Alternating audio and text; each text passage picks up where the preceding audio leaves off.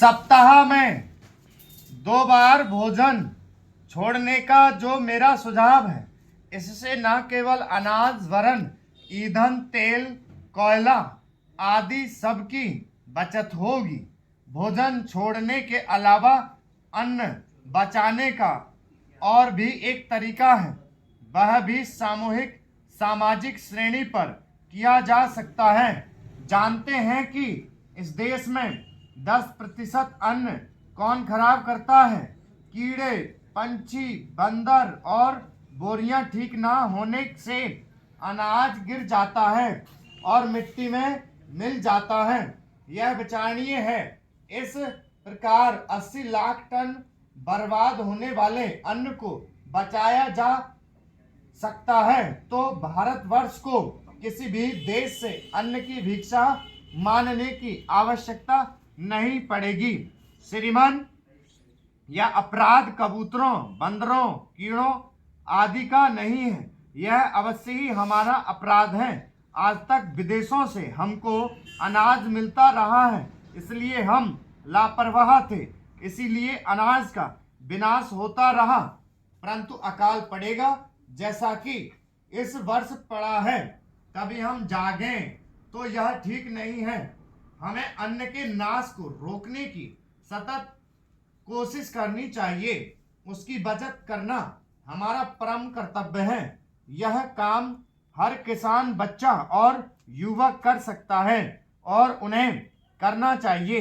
अन्न बचाने की समस्या केवल कानून के जरिए हल नहीं होगी, यह बात भी सामाजिक चेतना पर निर्भर है।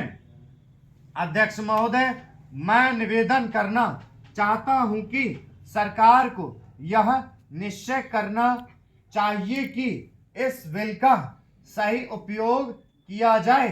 पुलिस को डाक द्वारा मत देने का अधिकार दिया जा रहा है, वह सही है।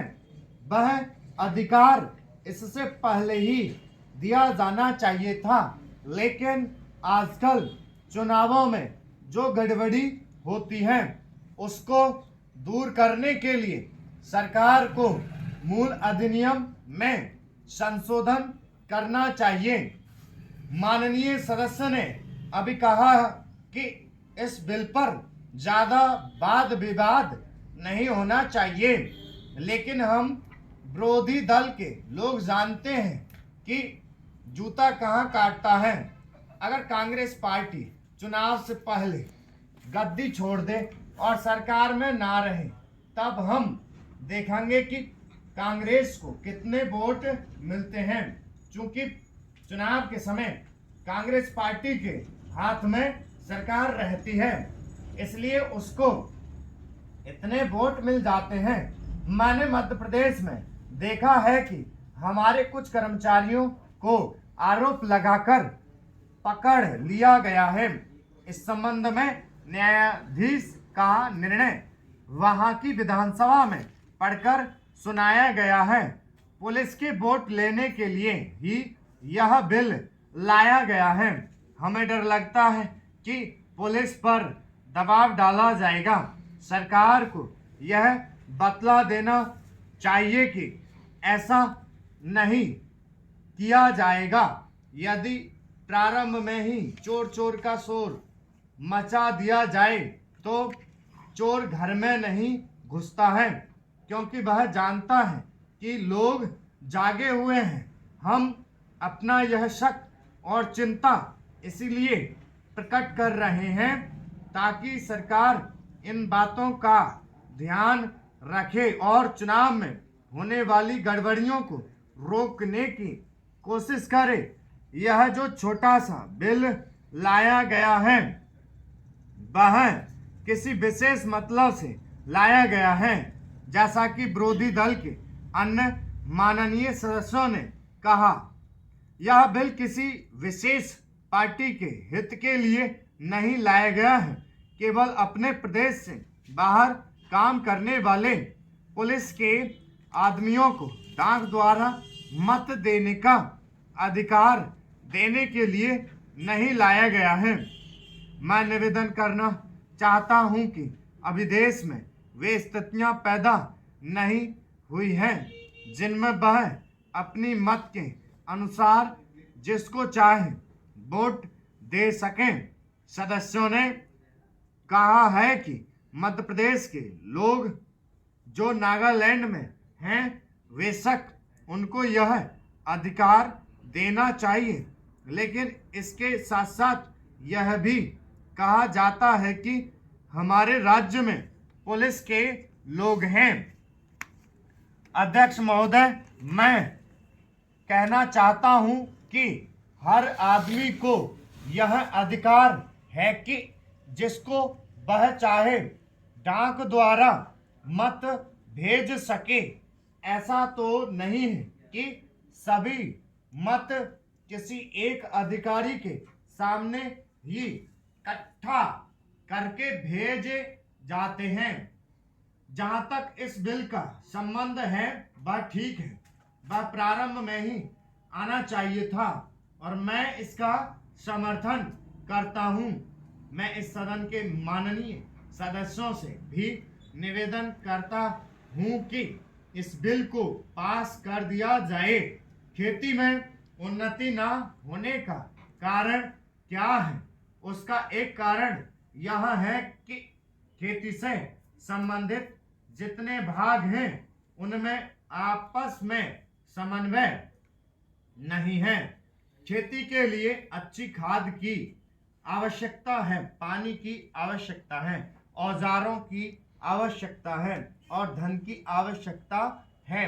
इन सारी चीज़ों के लिए अलग अलग विभाग हैं। मालूम ऐसा पड़ता है कि उनका आपस में कोई संबंध नहीं है, वे आपस में मिलकर कोई योजना नहीं बनाते जिससे खेती की आवश्यकताएं पूरी होती। इसलिए जब तक उनमें आपस में तालमेल नहीं होगा तब तक खेती की उन्नति नहीं हो सकती है। दूसरा कारण यह है कि योजना की बिल्कुल कमी है। इसके अलावा कृषि कॉलेजों से निकले हुए जो स्नातक होते हैं, जो खेती की बातों को जानते हैं, उनमें से एक भी आदमी खेती करने के लिए तैयार नहीं है। सभी प्रोफेसर बनने के लिए तैयार हैं, खेती के लिए कोई भी तैयार नहीं है। एक बात मैं माननीय मंत्री जी से विशेष रूप से कहना चाहता हूं, अधिक उपज ना होने का एक कारण यह है कि जो खेत में काम करते हैं वे उसके मालिक नहीं हैं। खेत किसी और का है और काम कोई और कर रहा है। इसलिए मेरा कहना यह है कि किसानों में जब तक यह भावना पैदा नहीं होगी कि यह मेरी भूमि है, तब तक अधिक उपज नहीं हो सकती है। इसके लिए आप जब तक भूमि सुधार नहीं करेंगे तब तक कोई बात बनने वाली नहीं है। दुर्भाग्य से इस देश में खेती करने वाले बहुत कम लोगों ही भूमि के स्वामी हैं। खेती की उन्नति के मूल आधार हैं पानी, बिजली, खाद, बीज, धन, उपज का उचित दाम और भूमि सुधार। इन सब की ओर कृषि मंत्रालय का ध्यान नहीं है। सरकार को प्रत्येक खेत को पानी और हर आदमी को काम देना सुनिश्चित करना चाहिए। अध्यक्ष महोदय, सरकार चाहती है कि अन्न के मामले में देश आत्मनिर्भर बने, तो मेरा सुझाव है कि जिन जगहों पर काफ़ी संख्या में ट्रैक्टर से काम लिया जा रहा है उसको कोई कारखाना खोलना चाहिए और सस्ती कीमत पर उनकी मरम्मत की व्यवस्था करनी चाहिए।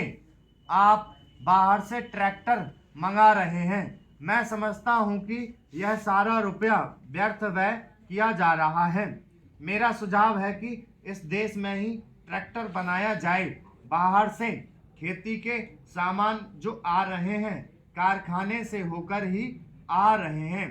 इनको जहां भेजना हो वहां सीधा भेजा जा सकता है, किंतु हो यह रहा है। स्टॉप।